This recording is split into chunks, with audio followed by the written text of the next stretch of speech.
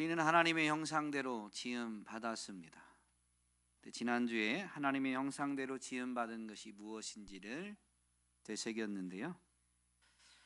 하나님의 형상대로 지음 받았다라는 것은 하나님이 사랑이시다라는 말씀을 연결해서 생각해 보면 우리는 사랑하는 존재, 사랑할 수 있는 존재로 지음 받은 것임을 되새겼습니다. 특별히 사랑할 수 있는 사랑하는 존재로 지음받은 우리는 그 사랑을 바탕으로 사랑에서 나오는 진실된 말로 하나님이 창조하신 세계 안에서 즐거움과 행복과 번영과 선을 만드는 존재가 되었다라는 부분을 분명히 되새겨 보았죠. 그러면서 여러분 숙제를 드렸는데 숙제가 뭐였는지는 기억하고 계시죠? 분리하면 침묵하시는 성향들이 좀 있는 것 같은데 이름을 짓는 것이 숙제였는데 있는 존재를 그대로 바라보고 또 예를 든 것처럼 우리 이상범 형제가 아들을 넣고 이름을 어떻게 지을까 고민한 것처럼 사랑하는 사람, 가족들을 이미 있는 이름도 의미를 되새겨보고 진심을 담아서 그 이름의 의미를 이름대로 되어지기를 바라면서 이름을 부르거나 특별히 부부 사이에는 애칭을 새로 지어서 이렇게 불러보실 것을 그리고 그렇게 부르는 것, 이름을 부르는 것이 연습이 되고 습관이 되어져서 사랑의 열매 맺기를 축복했었는데요. 이름 지어서 불러보셨나요? 네. 몇몇 분들은 듣고 싶은 그 이름이 애칭이 있다라고 해서 제가 예도 들어드렸는데 오빠야. 네. 오빠를 묵음 처리하면 큰일 나고 오빠야 이렇게 또 뭐 자기야라고 하신 분도 있고 한데 여러분 많이 숙제하시고 연습 습관이 돼서 사랑의 열매 맺기를 주님의 이름으로 축복합니다. 사람에게 사랑의 가치는 어느 정도일까요?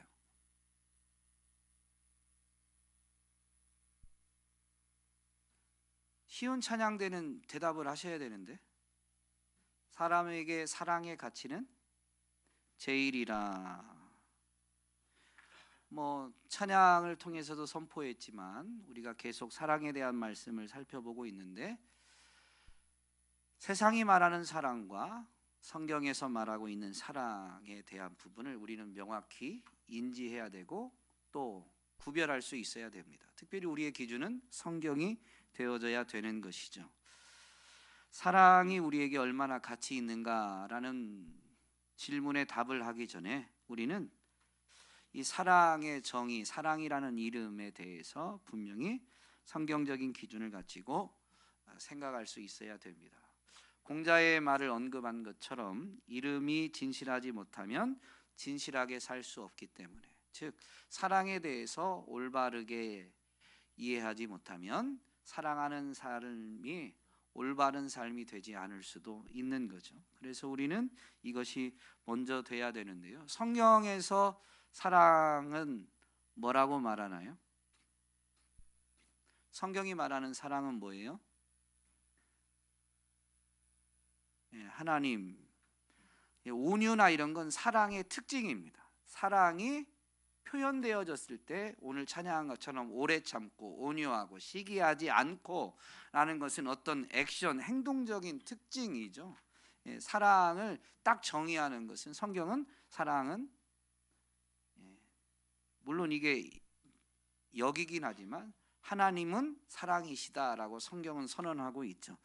참된 사랑은 하나님이요 하나님의 사랑입니다. 그래서 성경에서 말하는 사랑은 하나님이나 그 하나님이 베푸신 사랑을 가리킵니다. 우리는 우리에게 사랑이 얼마나 중요한가라고 질문할 때에 하나님이 우리에게 얼마나 중요한 분인가, 우리는 하나님을 얼마나 가치 있게 여기고 있는가라는 질문으로 바꿔서 해도 틀리지 않죠. 하나님의 사랑에 대해서 우리는 얼마나 중요하게 여기고 있는가. 오늘 본문을 통해서 또 시온 찬양대에서 이 고린도전서 13장 말씀을 곡으로 붙인 찬양을 해준 것처럼 사랑이 제일이다, 사랑이 가장 중요하다라는 것을 2절 말씀을 가지고 조금 더 깊이 묵상해 보고자 합니다. 2절에서 보면 사람들에게 이러한 것이 있어도 라고 하는데, 이때 나열한 건 세 가지이긴 하지만 이러한 것을 하나로 말하면 뭐라고 할 수 있을까요? 능력이라고 말할 수 있습니다. 예언하는 능력이 있을지라도, 모든 비밀과 모든 지식을 가지고 있을지라도, 지식은 무언가에 대한 정보다라고 하면, 모든 비밀은 다른 말로 하면 신비라고도 하는 영어 번역본에 보면 미스테리로 되어 있습니다. 모든 신비함을 우리가 알고 있다. 여러분, 오늘날도 정보가 넘쳐나지만 많은 정보를 아는 것도 물론 중요한데, 더 중요한 능력은 그 정보들을 가지고 무언가 새로운 것을 발견하거나 깨닫거나 또는 만들어낼 수 있는 그런 능력이 더 중요하죠. 그게 이전에는 없었던 부분들이기 때문에 오늘 본문과 견주어서 보면 신비, 비밀이라고 할 수 있습니다. 남은 모르고 나만 아는 게 아니라, 발견만 하면 누구나 알 수 있지만 아직까지 다른 사람은 발견하지 못한, 그래서 내가 아는 게 나도 신비한 비밀, 그게 오늘 본문에서 말한 모든 비밀과 모든 지식이죠. 그런 걸 알고 있을지라도, 그러니까 지적인 능력인데다가 오늘날로 바꿔 말하면 그 혁신적인 또는 창조적인 능력이 바로 모든 비밀과 모든 지식을 가지는 것이죠. 또 세 번째는 산을 옮길 만한 모든 믿음을 가지고 있을지라도, 산이 옮겨지는 건 사람의 힘으로 할 수 없는 거예요. 이거는 하나님만이 하실 수 있는 일인 것이죠. 하나님은 사람의 무엇을 통해서 역사하시냐면 믿음을 통해서, 이건 하나님이 하셨다라고 인정하는 거니까요. 그러나 표면적으로 보면 산이 옮겨진 거예요. 이것은 대단한 능력이죠. 사람이 가진 힘을 넘어서는 대단한 능력. 그런데 산이 옮겨진 거예요. 이쪽에 있던 게 이쪽으로. 그래서 일이 되어지는 것으로 보면 실천력, 실행력이라고도 할 수 있습니다. 깜짝 놀랄 만한, 와, 이것을 정말로 했어? 라고 할 만한 그런 능력인 거죠. 여러분, 이런 능력은 오늘날 세상이 요구하는 능력이요, 이런 능력이 있으면 세상에서 성공한다고 말하는 것들입니다. 그런데 오늘 본문은 이런 능력이 있을지라도 사랑이 없으면 아무것도 아니라고 합니다. 특별히 문맥상 보면 예언하는 능력, 모든 비밀과 모든 지식을 가진다, 자기의 것이 아니죠. 주어져서 자기가 드디어 가지게 되는 것입니다. 그래서 고린도전서 12장과 14장 사이에 13장이 있으니까 이 문맥에서 보면 사실 이 능력이라고 말하는 것들은 엄밀히 말하면 은사입니다. 은사는 내 거예요, 누군가가 내게 준 거예요. 은사를 영어로 번역할 때 기프트라고 합니다. 선물이죠. 원래가 내 게 아니에요. 주어진 거예요. 주어진 거. 나는 받은 거예요. 본문은 이 능력이 은사다라고 말하고 있는 겁니다. 그러니까 아무리 대단한 은사를 받아서 가지고 있다 할지라도 사랑이 없으면 아무것도 아니다라고 말하는 거죠. 능력이라는 말로 생각해 보면, 여러분, 사람의 능력은 어떻게 갖춰져요?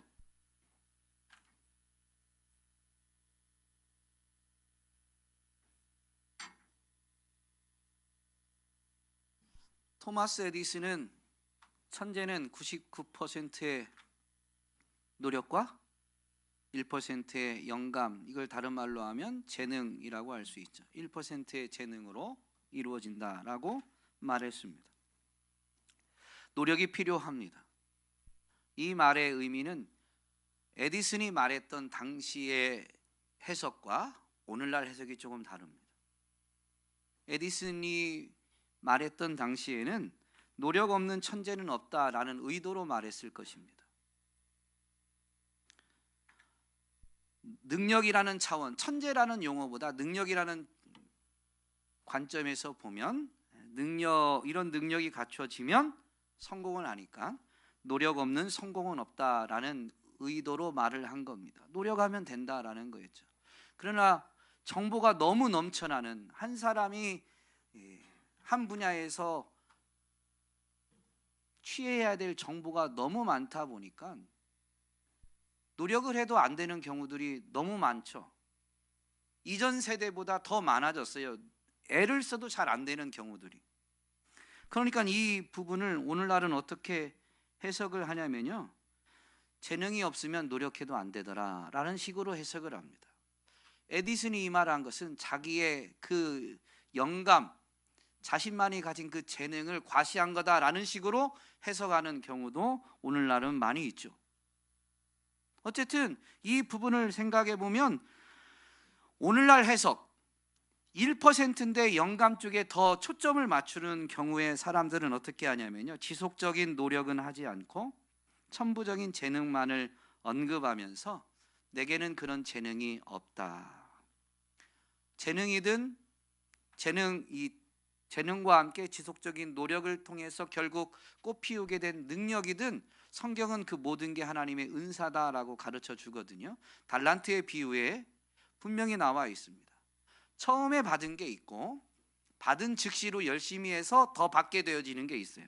근데 달란트는 계속 더 받아질 때에 더 많아지죠.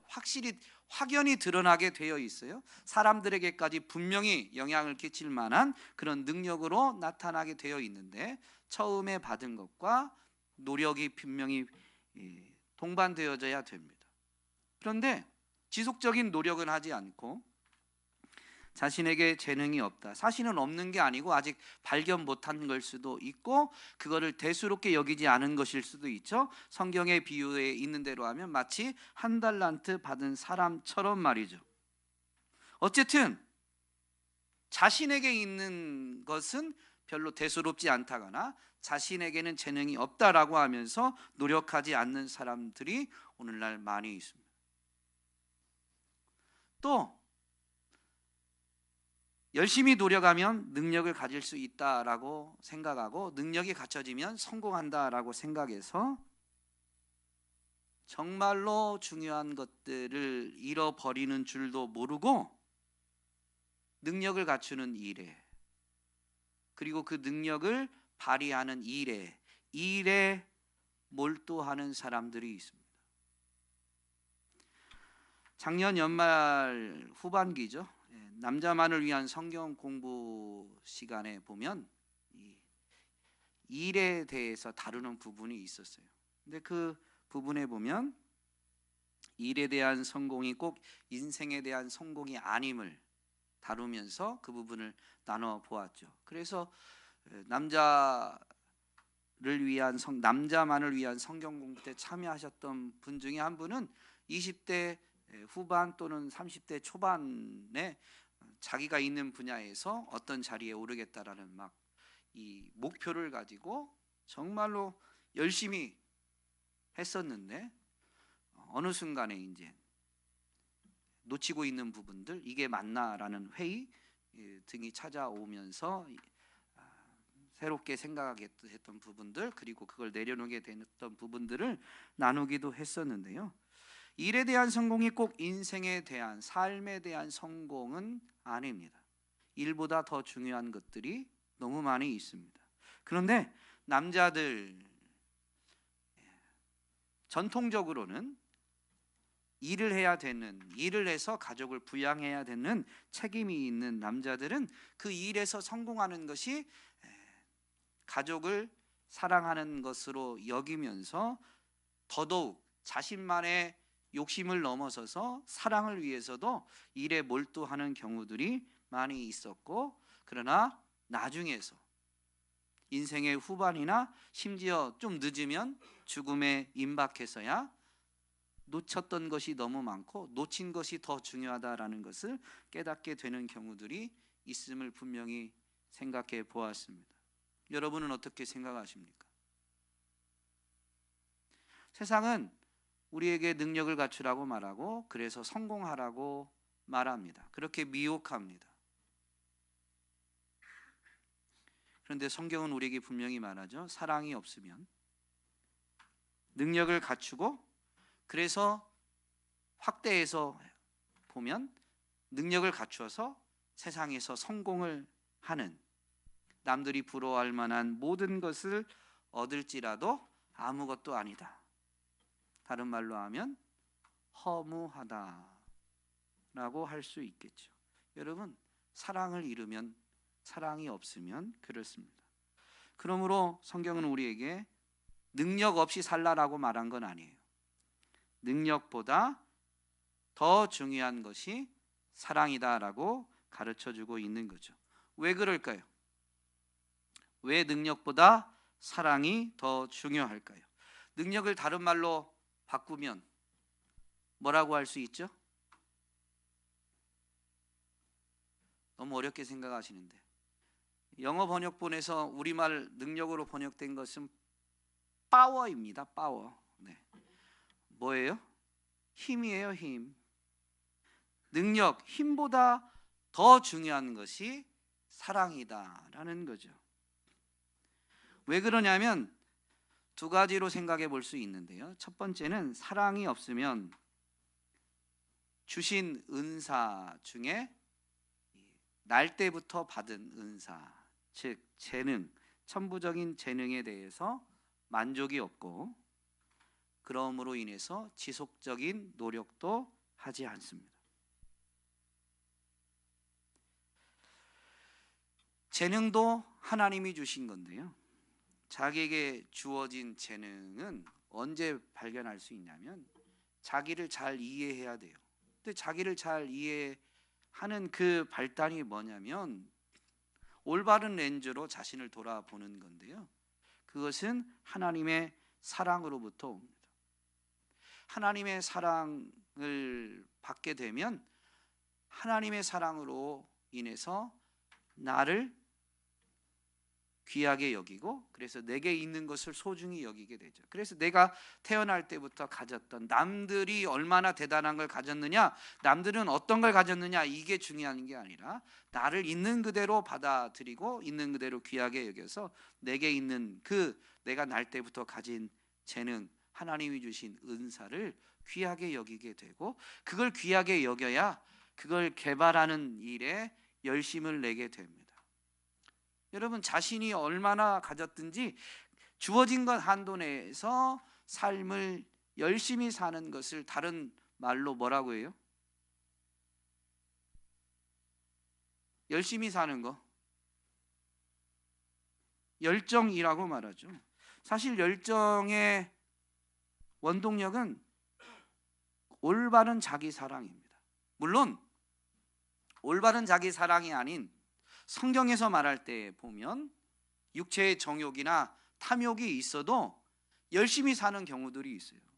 그건 두 번째 경우 때문에 정말로 참된 사랑이 없으면 안 되는 건데요. 좀 이따 살펴보고, 어쨌든 올바른 참된 자기 사랑이 없으면 주어진 것에 만족이 없고 노력도 없습니다. 그러니 능력이 얼마나 지금 있느냐보다 훨씬 더 중요한 것, 토마스 에디슨의 말만 우리가 생각해 보아도 99%의 노력이 훨씬 많은 비중을 차지해요. 근데 그건 언제 가능하느냐? 어디서부터 나오느냐? 올바른 자기 사랑에서 나오는 것이죠. 달란트 비유에 보면 열정이란 단어를 쓰지 않아요. 뭐라고 말하죠? 주어진 것에 열심을 내는 걸 달란트 비유에서 뭐라고 말해요? 충성이라고 말합니다. 이유는 주어진 것이 본래 내게 아니고 주인이 있어요. 그건 하나님이신 거죠. 주인 되신 분, 그래서 주어진 것에 만족하고 주어진 이유, 목적을 알아서 그 일을 열심히 하는 것은 주신 분에게 충성하는 거예요. 그래서 성경은 열정이라고 말하지 않고 주어진 것에 만족하고 감사하면서 열심히 삶을 살아내는 것을 충성이라고 말하고 있는 겁니다. 어쨌든 이 사랑이 없으면 여러분 아무리 많은 재능이 주어져도 능력으로 이어지지 않을 수 있습니다. 두 번째는 참된 사랑이 없으면 능력을 갖추었을지라도 도리어 남을 해치거나 심지어 자신을 해치게 되기도 합니다. 능력이라는 차원에서 보면 도구로 생각을 해보면 훨씬 쉽습니다. 올바르게 사용할 수 있는 인격과 성품이 갖추어지지 않았는데 능력만 갖추어졌다. 즉 도구를 다룰 준비가 안 됐는데 날카로운 도구, 예리한 칼이나 어떤 무거운 도구가 주어졌을 때 자칫하면 남도 해치고 자기도 해치게 되는 거죠. 성경에 이런 예가 명확히 나옵니다. 첫 번째가 발람입니다. 발람은 예언하는 능력을 가진 자고 얼마나 예언하는 능력이 탁월했는지 당시의 명성이 자자해서 이스라엘 민족을 두려워했던 모압의 왕이 발람을 초청해서 발람이 이스라엘을 저주하고 나면 그 저주 때문에 이스라엘이 지금 엄청난 수를 이루고 대단한 모습을 위용을 자랑하고 있는데 그게 조금 줄어들 거고, 그러면 그때 가면 모압 왕이 자신의 국력으로 한번 해볼 만하다라고 생각했습니다. 당장에는 이스라엘과 싸우기가 버거워 보이니까 발람을 초청해서 이스라엘을 저주하려고 하죠. 그래서 신하들을 보내고 보수를 약속합니다. 보수지만 발람이 올바른 하나님의 선지자는 아니죠. 그래서 세번역에서는 이 발락이 약속한 그 보수를 이 복채라고 번역하고 있습니다. 어쨌든 발람을 초청하게 되는데요, 발락이 이렇게 말합니다. 신하를 통해서 그대가 복을 비는 이는 복을 받고 그대가 저주하는 이는 저주를 받는다는 것을 나는 알고 있습니다. 발람이 말하면 그대로 된다는 거죠. 그의 말의 힘, 그의 이 영향력이 얼마나 큰지 분명히 알 수 있는 부분, 그래서 초청을 하게 되는데 처음엔 거절합니다. 발락이 또 보내요. 그리고 더 많은 보수를 약속해요. 그러니까 발람이 마음이 움직이죠. 그러나 자신에게 말씀을 주는 하나님을 무시할 수 없어서 기다리는데 이번엔 하나님이 허락을 하십니다. 그러나 조건을 달죠. 하나님이 주시는 말씀만 전해야 된다. 네가 갔다고 해서 네가 하고 싶은 말을 또는 부탁받은 말을 하면 안 되고 하나님이 허락하는 말, 하나님이 맡긴 그 말씀만 선포해야 된다라고 다짐을 받습니다. 그리고 이제 따라 나서게 하는데 그 다짐을 분명히 하시고자 하나님이 이 발람이 타고 가는 노새 앞에 천사를 보내고 길을 가로막게 하면서 신비한 체험을, 노새가 말을 하게 하는 이 신비한 체험을 하게 하셔서 하나님이 맡기신 말씀만 선포하도록 하나님이 붙드셨습니다. 그렇게 해서 이제 모압 왕 발락에게 가서 발락이 요청한 대로 이스라엘을 보고 이스라엘을 저주해 달라고 하는데 저주해요, 축복해요? 축복만 합니다. 3번이나 축복하게 되죠. 그래서 발락이 화가 나서 내가 저주를 부탁했는데 도리어 축복만 해서 내가 너에게 약속한 이 복채를 줄 수 없다, 보수를 줄 수 없다라고 말합니다. 성경은 그렇게 해서 발람의 이야기가 끝난 것, 민수기에서는 발람의 이야기가 끝난 것 같지만 발람이 돌아가고 나서 민수기 25장에 가면 발람이 제안했던 계책 때문에 이스라엘 백성들이 바알 부올에서 우상 숭배에 참여하고 음란한 행위를 하게 됩니다. 그래서 이스라엘은 스스로 음란을 행하고 우상을 숭배하면서 스스로 하나님을 저버리는, 하나님으로부터 멀어지는, 그래서 재앙을 초래하게 되는 결과를 맞게 되죠. 그런데 이 일이 발람의 계략이었음을 성경은 분명히 우리에게 가르쳐 줍니다. 발람은 발락이 약속했던 복채, 돈 때문에 예언하는 능력을 가지고 있었음에도 불구하고 결국 하나님이 맡기신 말씀대로만 한 게 아니라요, 그런 능력은 있었지만 하나님을 향한 온전한 경외, 하나님을 향한 온전한 사랑, 하나님이 축복하시고자 하는 이스라엘을 향한 사랑이 없으니까 교묘히 계책을 써서 이스라엘이 저주받게 했습니다. 남에게 해를 끼치게 되죠. 그걸로 끝이 아닙니다. 돈의 눈이 어두웠던 발람은, 지금 교회가 매일 성경으로 말씀 묵상하는 범위가 여호수아서인데요, 여호수아서 13장에 보면 이스라엘 자손이 그들을 사륙할 때, 여기서 그들은 아모리 왕 시온, 요단강 동편에 있는 아모리 족속과의 전쟁을 말합니다. 그들을 사륙할 때 부올의 아들인 점쟁이 발람도 다른 여러 사람과 함께 칼에 맞아서 죽었다. 발람은 모압 족속이 아닌데 그 돈 때문에 모압 족속의 편에 선 거죠. 그래서 결국은 하나님의 심판, 징계를 피하지 못해서 이스라엘이 저주받게 했을 뿐만 아니라 자신도 죽음을 당하게 됐습니다. 그래서 후에 베드로 사도가 교회 안에도 이런 사람들이 나타나니까 이렇게 책망하며 교회를 깨웁니다. 탐욕과 정욕에 빠져 육체를 따라 사는 사람들을 향해서 불의의 삭슬 사랑한 불의의 아들 발람의 길을 따라간 것입니다 라고 꾸짖습니다. 이 발람의 길이 뭐냐면요, 신약에서 명확히 드러나죠. 탐욕과 정욕에 빠져 육체를 따라 사는 것이 발람의 길이었어요.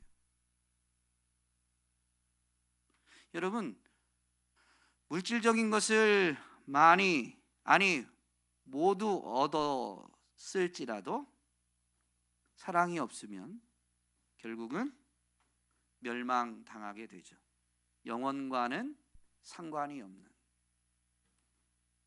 결국 아무것도 아닌 게 됩니다.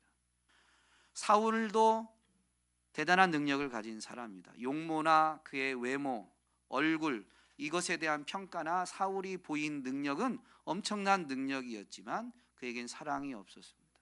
그래서 결국 그는 어떻게 돼요? 여러분, 사울도 왕으로 세워지거나 왕으로 세워진 다음에도 예언도 하는 등 대단한 능력을 보입니다. 제가 시간이 많이 가서 급한데요, 성경에 보면 사울의 얼굴이 이스라엘 모든 사람들보다 더 잘생겼다, 제일 잘생겼다고 되어 있고 키는 다른 사람보다 어깨 위가 더 있었다 라고 말합니다. 여러분, 다윗이 등장하는, 물론 그 전에도 나오긴 하지만 다윗이 등장하는 부분을 보면 골리앗과의 전쟁인데요, 블레셋과 이스라엘이 대치한 상황인데 40일이 지나서 그 전장에 다윗이 오게 되거든요. 그러니까 40일 동안 블레셋과 이스라엘이 지금 대치 중이에요. 양측의 국가적인 전력은, 군대의 이 군사력은 대등한 거예요. 일방적이면 전쟁이 이미 벌어졌고 끝났을 거예요. 근데 그렇게 대치된 상황인데 블레셋 진영에서 골리앗이란 사람 한 명이 나와가지고 이스라엘의 하나님을 조롱하고 이스라엘을 무시하면서 일기토로 이 전쟁을 결정짓자라고 말합니다. 대표 한 명 나와서 대표가 이기면 이긴 것이다 라고는 제안을 하게 되죠. 그런데 골리앗의 외모만 보고 그 키, 신장, 그리고 그가 들고 있는 무기, 그 모습만 보고 이스라엘이 벌벌 떨어요. 여러분, 고대 사회에서 얼굴이 잘생긴 거나 덩치가 크고 힘이 세고 무거운 걸 다루는 이런 외적인 부분은요, 엄청난 능력, 다른 사람들을 압도해버리는 그런 능력이에요. 그런데 사울이 그런 능력이 있었다라고 성경은 분명히 우리에게 가르쳐 줍니다. 그런데 아무리 대단한 능력이 있어도 하나님을 사랑하지 않으니까 하나님의 말씀을 결국 저버리게 되죠. 사람들을 의식해서. 그래서 하나님께 버림받아요. 하나님이 사랑하는 다윗을 시기하고 질투해서 죽이려고 합니다. 여러분, 사랑이 없으면 다른 사람을 해치게 되어 있어요. 그런데 그 사랑이 없이 능력만 갖췄던 사울이 다른 사람을 죽이려고 하고 괴롭히지만 결국엔 어떻게 돼요? 자신이 전쟁에서 목이 잘리고 목만 적군에게 빼앗기는 비참한 죽음을 당하게 됩니다. 여러분, 능력을 갖추는 게 중요한 게 아니에요. 능력보다 더 중요한 게 분명히 있습니다. 사랑을 가지는 겁니다. 신약에도 있는데 가룟 유다입니다. 여러분, 마태복음 10장, 누가복음 9장, 그리고 누가복음 10장을 꼭 보십시오. 예수님이 12제자에게 귀신을 제어하고 귀신을 쫓아내고 병을 고치는 능력을 주시고 둘씩 짝지어서 나가서 복음 전파라고 내보냅니다. 이 12제자가 먼저 그런 연습을 하는데 예수님께 능력을 받아서 나가서 전도하다 보니까 정말로 귀신이 쫓겨나고 병든 자들을 고치게 됩니다. 너무 놀라서 예수님께 와서 놀라움을 이야기하죠. 그 사건 이후에 누가복음 10장에 가면 이제 12명이 아니라 70명의 제자, 또 사본에 따라서 72명으로 돼 있어서 여러분 세번역 버전으로 누가복음 10장을 보면 70하고 가로하고 둘이라고 되어 있습니다. 어쨌든 70명이든 72명이든 둘씩 짝지어서 그들에게 또 동일하게 귀신을 쫓아내고 병든 자를 고칠 능력을 주고 내보내는데 이들이 가서 전도하고 와서 보고하게 되죠. 그 보고해 보니까 이들이 기뻐하면서 정말로 귀신이 쫓겨갑니다, 병든 자들이 낫습니다 라고 보고하게 됩니다. 그때 예수님이 뭐라고 말씀하시냐면, 내가 보았다, 하늘에서 별이, 사탄이 떨어지는 걸 내가 분명히 봤다 라고 하면서 그들에게 내가 너희에게 뱀과 전갈을 밟고 원수의 모든 세력을 누를 권세를 주었으니 아무것도 너희를 해하지 못할 것이다. 그러나 귀신들이 너희에게 굴복한다고 해서 기뻐하지 말고 너희의 이름이 하늘에 기록된 것을 기뻐하여라. 대단한 일을 벌이고 왔습니다. 귀신에 쫓겨나고 병든 자들이 나았으니까 예수님의 사역 현장을 보면 이런 일이 일어나면 엄청난 사람들이 모여들고 뒤따르게 되어 있어요. 그런데 제자들이 이 일을 했단 말이죠. 대단한 일입니다마는 아무리 능력을 갖추고 엄청난 일을 이루어냈다 할지라도, 성과가 대단하다 할지라도 그걸로 기뻐하지 말라는 거죠. 왜냐하면 그것은 내가 준 능력이다. 여러분, 일을 이루어내고 내는 능력, 정말로 일이 이루어지는 모든 것은 하나님의 주권입니다. 그래서 우리가 거기서 자랑할 게 없어요. 세상에선 그걸 내세우고 그걸 자랑하지만 그걸 자랑하면 이미 그 사람은 자기 상을 받았어요. 영원한 세계에서는 아무것도 얻는 게 없습니다. 아무것도 아니에요. 진짜 중요한 게 뭐냐면 예수님이 이렇게 말씀하시죠. 너희 이름이 하늘에 기록된 것을 기뻐하여라. 여러분, 하늘에 이름이 기록된 게 무슨 의미일까요? 하나님은 그 보좌를 하늘에 세우셨고 그 보좌 앞에 상이 놓여 있고 책이 펴져 있는데 행위책과 생명책입니다. 그 생명책에 이름이 기록됐다라는 거예요. 여러분, 하늘에 이름이 기록됐다, 우리의 이름이 하나님 보좌 앞에 있는 생명책에 기록되었다라는 건 무슨 의미일까요? 하나님은 우리를 사랑하셔서 독생자를 보내셨고, 보냄받은 독생자는 왜 자발적으로 십자가를 짊어지셨을까요? 하나님의 명령이기 때문에 억지로 하지 않았어요. 자발적으로 했어요. 피할 길도 있었는데 예수님은 스스로 그 길을 걸어가셨어요. 왜요? 저와 여러분을 사랑하시니까. 그분이 그렇게 십자가를 지시고 우리의 죄를 대신 담당하셔서 대신 죽으셨습니다. 그런데 그것을 우리가 믿는 순간에 그분의 대속의 은혜가 우리에게 전가되어져서 우리의 죄는 사함받고 그분의 의가 우리에게 전가되어져서 우리가 의롭다고 여겨져서 하나님의 아들로, 자녀로 생명책에 이름이 기록되는 겁니다. 우리가 이것을 알았다라는 것은 무슨 의미냐면 하나님이 날 이만큼 사랑하신다라는 것을 믿게 되었다, 깨달았다, 인정하게 되었다라는 의미죠. 그러므로 우리 이름이 하늘에 기록되었다라는 것을 기뻐하는 건 뭐냐면, 여러분, 하나님이 독생자도 아끼지 않고 나를 이만큼 사랑하신다라는 것을 깨달은 것으로 기뻐하는 겁니다. 여러분, 모든 것을 가지는 게 중요한 게 아니라 하나님이 날 이렇게 사랑하신다라는 걸 깨닫는 게 훨씬 더 중요합니다. 여러분, 그것으로 기뻐하십니까? 그 사랑으로 기뻐하면 그분을 더 사랑하게 되어 있어요. 그분을 사랑하는 게 즐거움이고 기쁨이죠. 그분을 더욱 사랑하면 그분의 사랑을 입어 계속 받게 됩니다. 그래서 그 사랑에 붙잡히고 매여서 대신방 때 설교했지만, 여러분, 그래서 그분의 사랑, 그분이 나를 바라보는 그 사랑으로 나도 나를 사랑하게 돼요. 내가 내 모습을 보면 남들이 보지 못하는 모습이 보여져서 나도 내가 싫을 때가 있거든요. 그래서 나를 사랑하는 게 쉽지 않아요. 근데 그런 나를 하나님은 사랑하셔서 독생자도 내어주셨대요. 그게 그저 2000년 전에 일어난 건 줄 알았는데 그분을 계속 사랑하다 보니까 그 사랑이 변함이 없대요. 여전히 날 그렇게 사랑하신대요. 그러니까 이런 나를 하나님이 이렇게까지 사랑하신다고 그 사랑에 매이고 붙잡혀서 나도 나를 사랑하게 됩니다. 다른 말로 하면 나를 보배롭고 존귀하게 여기게 되는 거죠. 나를 소중히 여기게 돼요. 그런 사람은요, 삶을 허투루 살지 않아요. 그러면서 주님 말씀을 실천하게 되죠. 너의 이웃을 내 자신처럼 사랑하라. 여러분, 이웃을 향한 참된 사랑은 하나님의 사랑으로 나를 사랑할 때 시작되어지는 겁니다. 그래서 이웃을 사랑하게 돼요. 그 사랑은 영혼과 연결되어집니다. 내가 나를 사랑한 것도, 그래서 이웃을 사랑한 것이 영혼과 연결되어지죠. 능력이 부족해도 상관없어요. 영혼을 바라보고 영혼을 소망하는 사람이라면 사랑을 가지고 사랑으로 행하는 것만이 영원하니까 사랑이 제일이다 라는 것이죠.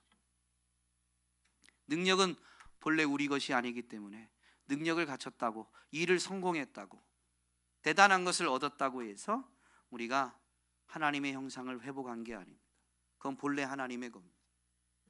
우리는 하나님의 형상을 회복했다는 게 뭐냐면요, 우리도 그분처럼 사랑을 가지게 되는, 사랑을 하게 된 것입니다.